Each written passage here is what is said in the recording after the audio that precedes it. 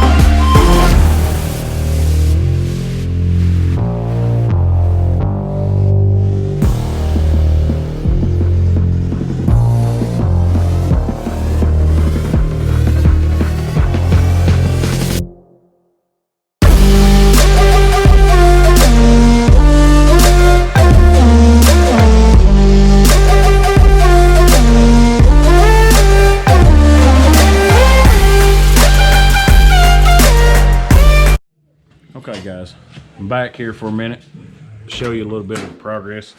I've got some of it on, I did set my other camera up, and I've got some of the work footage on this to kind of show you what I was messing with here. This little corner piece is kind of tedious. Y'all see me on the other camera, I was molding it with my knee, cutting it to fit, grinding, all that good stuff. So I've got it roughed in. Show you what I've got right here. I don't know if you can see that. Still have some more welding and definitely a lot more grinding to go. But I got it made around the door gaps looking pretty good. I'm still gonna have to open it up right here. Like I said in other videos, I'm not gonna get too carried away till I get everything in completely solid. So that's what we got so far, guys. Hope you enjoy. I'll update this video. I'm not sure how much longer I'm gonna be over here tonight, but I'll get us a video together. And thanks to everybody that's subscribing, all the great comments that's going on, liking what I'm doing. You know, this is trial and error, my first time with converting a 4-door to a 2-door.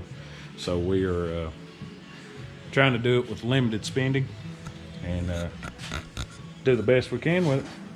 Hopefully we get it to where we want it, and at the end of all this madness, you guys will get a video of me cruising this thing. Like, subscribe, guys, comment, keep talking to me. I'm enjoying it. I update it all the time, checking my comments and stuff like that. If you comment, I will get back to you as soon as I can. See you guys.